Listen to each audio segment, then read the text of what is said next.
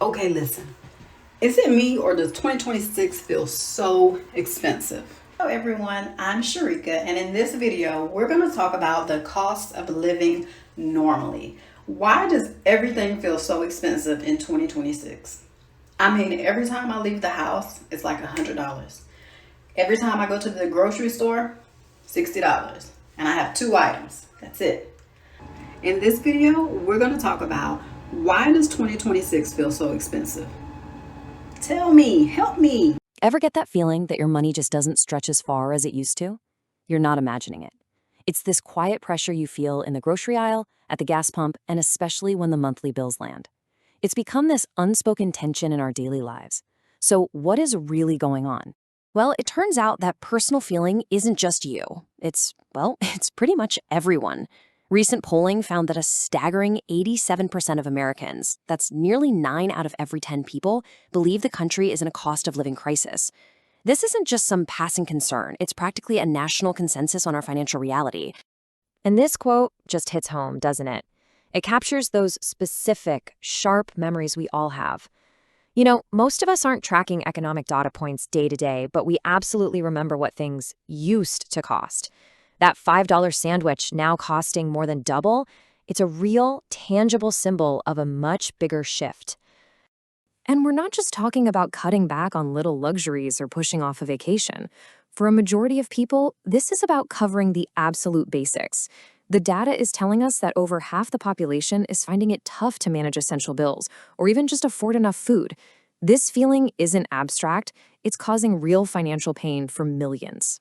This shared experience actually has a name, and to really wrap our heads around what's happening, we need to get a couple of key ideas straight.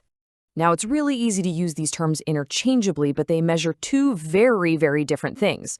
One is an official economic stat, and the other is a measure of your personal economic reality. So a cost of living crisis happens when the price of things you simply cannot avoid buying, food, shelter, energy, starts to outpace what you're earning. It's kind of like you're on a treadmill that's constantly speeding up. You have to run faster and faster just to stay in the exact same place. So here's the core difference. Inflation measures the rate of price changes, basically how fast prices are moving up. But the cost of living, that measures the impact of those prices on your actual budget. It's the difference between a news headline about the economy and the real balance in your bank account. Okay, so which essentials are actually driving this pressure? Let's break down exactly where the costs are hitting us the hardest.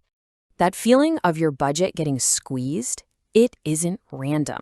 It comes directly from the things we absolutely cannot live without: food, housing, and healthcare. These are consistently the biggest drivers of rising costs, and they're taking up an ever larger slice of the average household's income.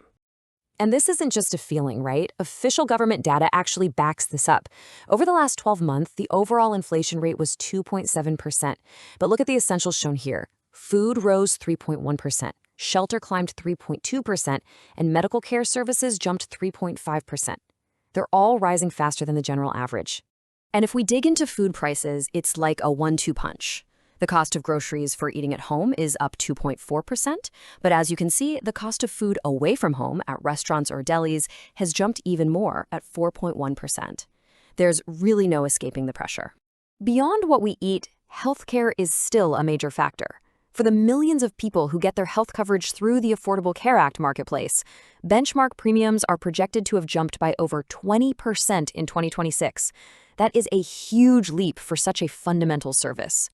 All of this leads to a really common and, let's be honest, a really frustrating question. We keep hearing that inflation is cooling off, so why does it never seem to feel that way when you're at the cash register? This is that big disconnect so many of us feel. You see a headline that says inflation is slowing down, but then you go to the store and your receipt tells a totally different story. So what is going on here? Here's the critical distinction. Slowing inflation is not the same thing as prices going down. All it means is that the new, higher prices are just increasing at a less frantic pace. Think of it like a car that's been speeding. Taking your foot off the gas doesn't stop the car, it just slows its acceleration. The car is still moving forward at a very high speed. This is because of an economic idea called price stickiness. Basically, once a price goes up, it tends to stay there.